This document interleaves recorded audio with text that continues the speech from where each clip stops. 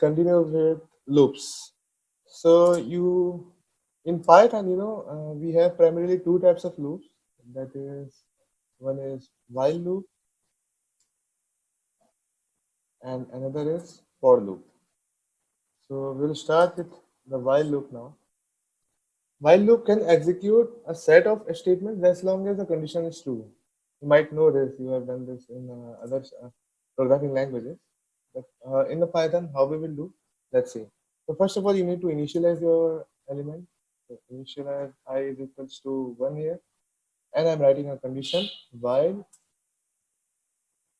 I is smaller than 6, then print I.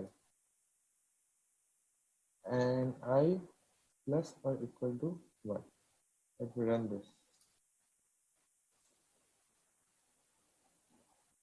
You can see this is a loop. It's an iteration. One by one it is taking. I have given a condition here while I is smaller than 6, then print I. And I plus or equal to 1. So it is incrementing. This statement is actually incrementing one by one. And here when the I is when the statement is like it will print the value till 6 but not 6. So that's what while loop is giving here, and I'm initializing a variable here. I'm initializing I with 1. So we need to start in the index. I mean, we need to give a initialization for I in while loop. So we have a break statement also here. Suppose if you're giving a condition, I is equals to 1, and a break statement, we can stop the loop even if a while condition is true. We can stop a loop anywhere. So this is a while loop. While I is smaller than 6, print I, and here I'll increment it. Yes, you can see it is getting break at 3. So it is following a condition and it is saying it is comparing I is equals to 3. So this is about while loop and how to use a break statement in while loop.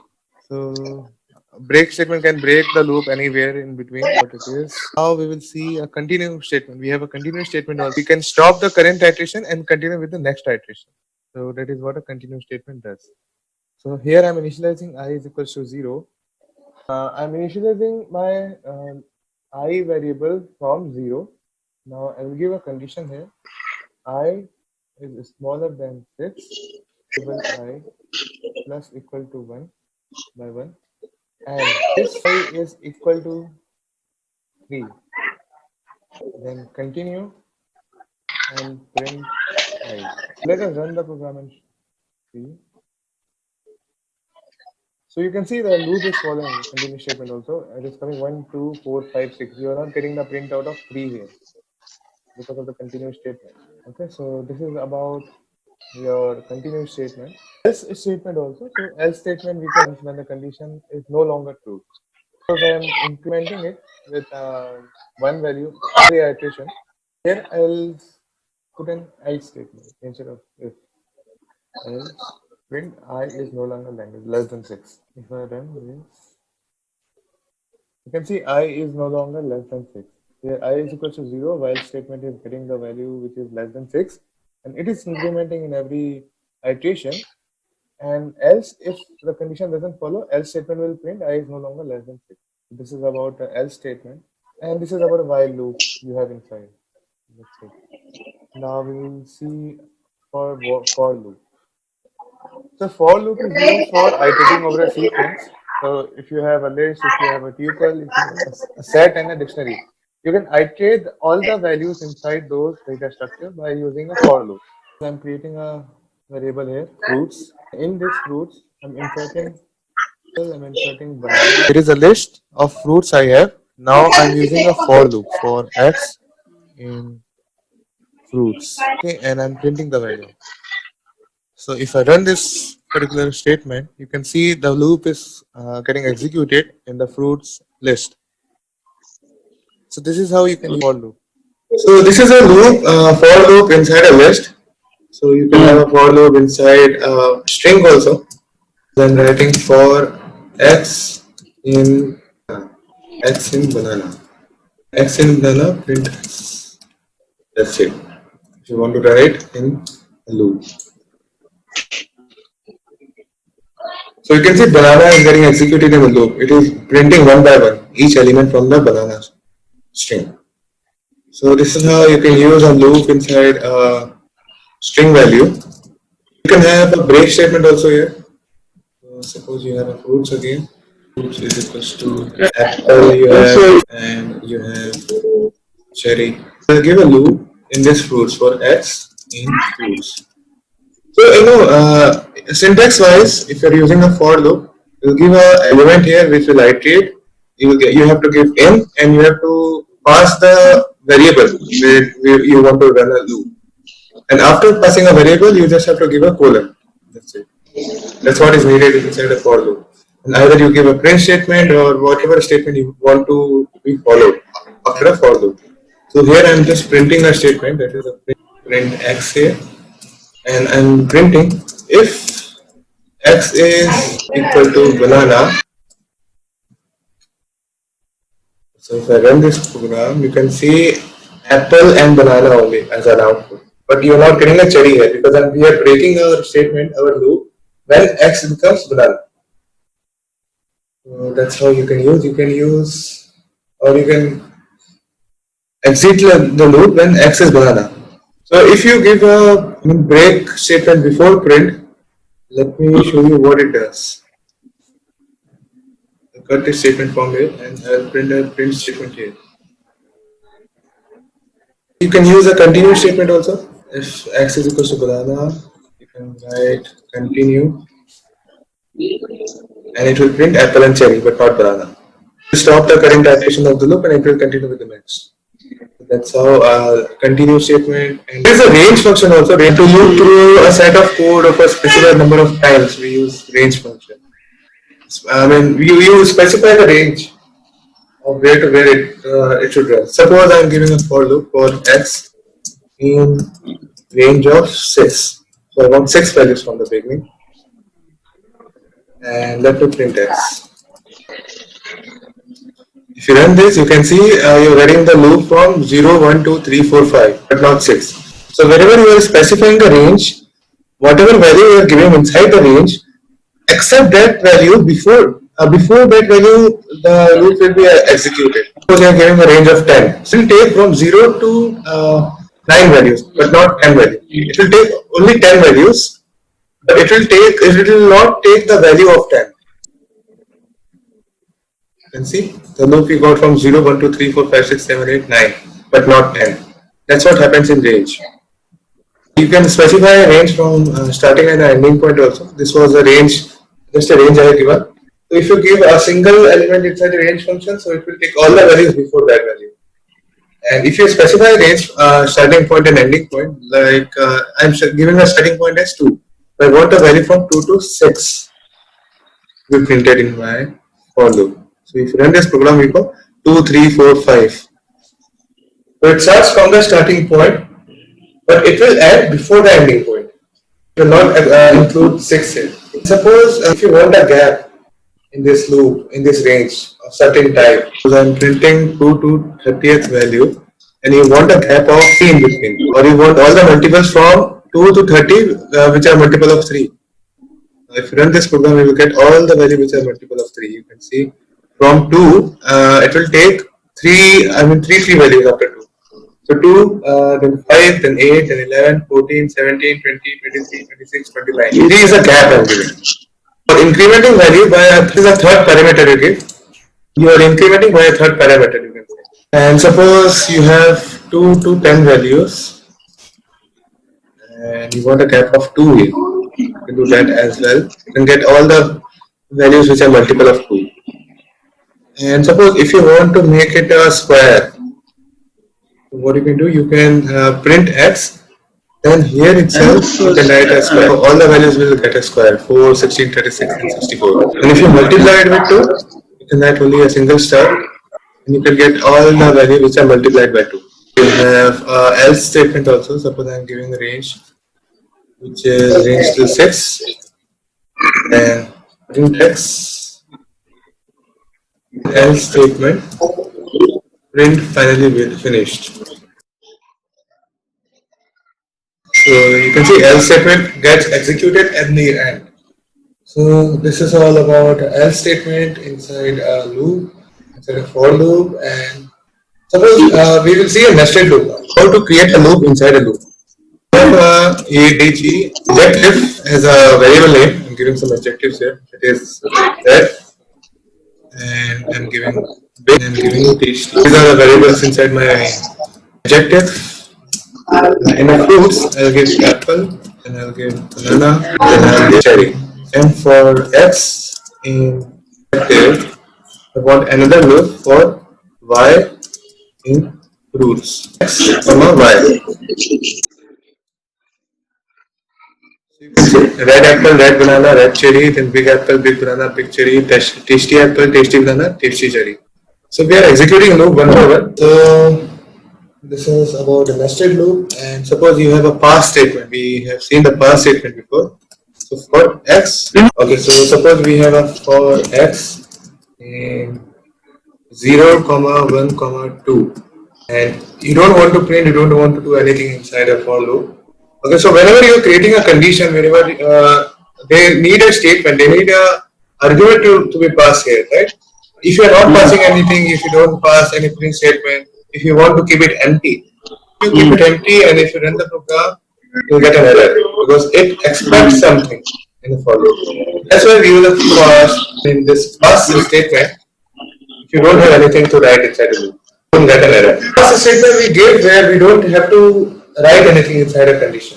Whether it is a if-else conditions or if it is a for loop, wherever statement is required, you don't have anything to write, you don't have anything to specify a statement, so you can write a pass a statement and you can leave. In this was about the for and else. Now we will start with functions. So first of all, we will see how to create a function. So for creating a function, you write def. That's it. There, where you define your function, you define the name of your function. So I'm creating a function hello world here. Hello world. And while defining a function, you write def, write a function name. And after writing a function name, we give a round brackets. And after giving a round brackets, we'll give a colon here. Let's say your function is created. Now, what statement should be done inside this function? You have to give that. So I want just to print hello world to run this particular statement. So this statement got executed. This is how you can create a function inside of Python. And suppose you want to call a function. For calling a function, you have to name that function which you have named. So hello world is coming. You can say this statement call. That's all required in the function. This was all about creating a function. And if you want to create a function and pass some input variable, pass variable to a function. So that's what you can do. You will create a function again with the name hello. And in this hello, I will pass name here. While writing a colon, now I will print name. I call the function where I will specify what name I should give. So hello is my function name, and here I will specify Eddie. Run this program, get hello Eddie. So you give an argument inside a function. And suppose if you have two arguments, let's say for two arguments. So you are defining a function, then you are writing, giving a statement, whatever it is your function should do, and then you are calling a function. So here I am printing name here. Then I will give a print statement. I will call a function. I print hello. I define my age is equals to 22. Name is equals to. Getting an error, but let's see. Name is equal and age is 22. So here you saw, I'll define the name first and I'll give the age argument later. Here I'm printing name and age and I'm returning all the values. And you are calling a function, you are giving an input as age before and name as Ethan. So this was all about two arguments. Things in function or any specific things you need to see inside functions. So let us create a function of even odd. So how to calculate an even odd. So I'm creating a function which is even and odd. The input variable is x, and if x percentage 2 is equal to 0, then print even. Else print odd. Now if I'll call the function even odd and I'll pass 10 here. say if it gets executed. Yes, 10 is an even number. You can take an input from the user also. Suppose I wanted user input. So write input. That's it. You will get an input. It's asking an input here. I'll give 12 here. So you can write 12. It's converted into a string. You have to make it a integer value. You need to specify it. Unexpected EOF while passing. From the command variables, given out A here. Now I'm trying to get a input from the user. So whatever you will define A here. So A I want here input. It's asking the input now. I'm giving a 12 here. 12 is the way. You can print a statement also here. Suppose enter a valid number. Now if then they will ask you to enter a number, then you can enter any number like 44. 44 is even number. Program again, and if you check for 9, 9 is an odd number. It's working for both, even and odd. So this is a simple function you can make, you can create. That was all about the functions. If your number argument is unknown, so you can add star. I'll show you what a star thing does. And I'm writing star kids. I want to print the youngest child is. I'm writing plus kids and I'm specifying 2 here. Let me call a function now. My function. I write the names. I write Emil. Then I write Tobias. Then I write Linus.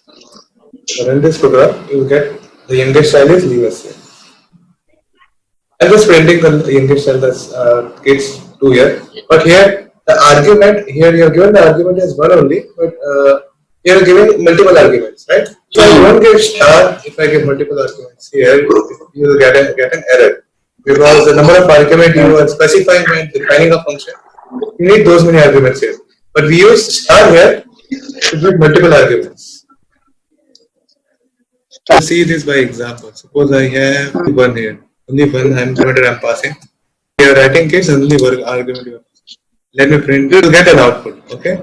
As soon as you increase the argument here, you will get an error because you are passing only one argument here. Star it will get executed for multiple inputs. And this, for the display purpose, I am using these kits and wanted to show you we can pass it through the multiple argument inside the star kits by using star. So I'll show you what is the use of return function also.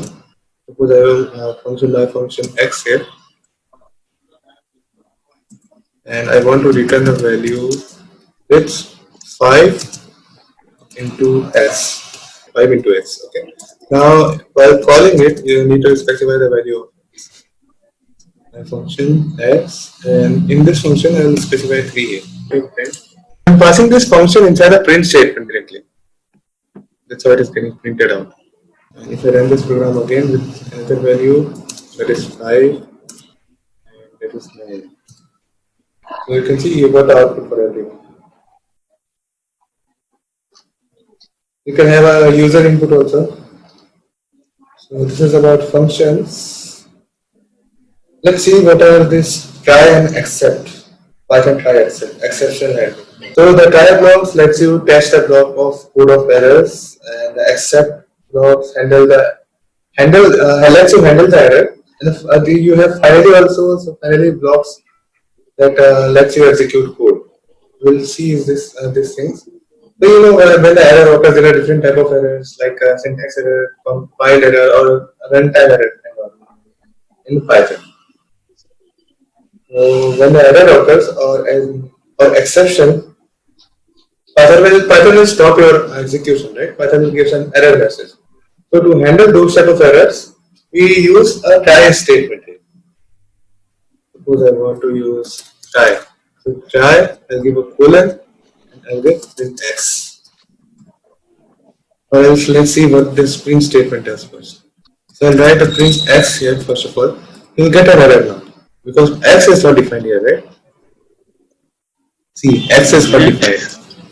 So I will ask Python to try this statement. Right, I'm writing try this, try print x.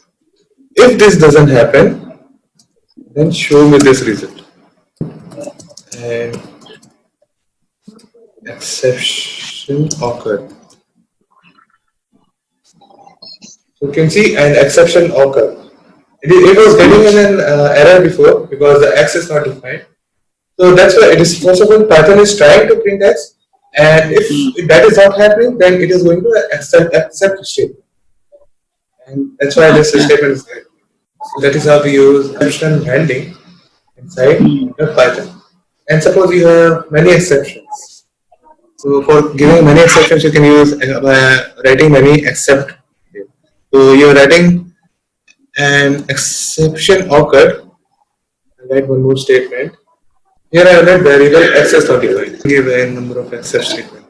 You are getting an error now. Let's see. Yes, indentation error. What is wrong? Yes, this indentation error was there. Just a second. Yes, now I got executed.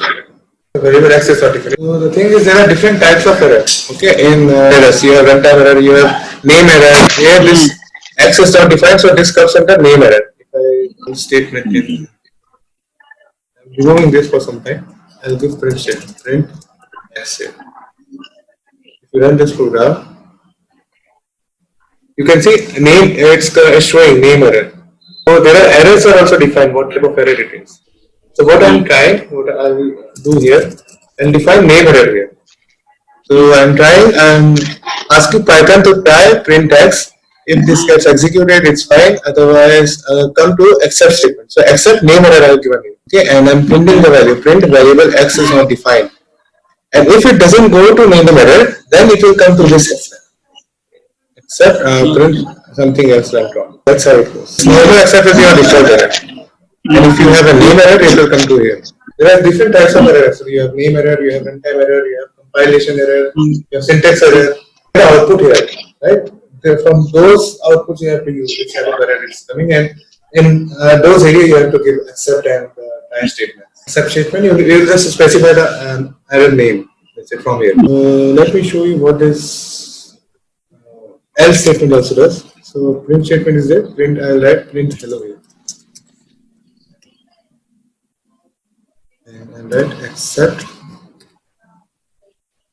means something went wrong. Something went wrong for the accept statement. If the iteration is not coming to accept statement, then we will give an else statement. So else statement print nothing went wrong. That's it. If I run this program, nothing went wrong because no error is coming wrong. And here, if you define x, then it will go to that particular exception. Something went wrong. You saw something went wrong. So that is the use of else statement. And we have a finally also, finally statement. So that will be executed regardless if the try block raises an error or not. That will, that statement will work anyhow. Example, suppose I'm writing print x here, and in except I will write something went wrong. In here I will write finally, and I will write print to try except is finished. Run this particular set of program. You can see something went wrong, it is coming and finally is getting executed. If you don't get an error, suppose if I'm specifying hello here, if you run the program again, that you are getting this statement getting executed. So the finally statement will get executed irrespective you are getting an error or not. So this was all about exception handling. I accept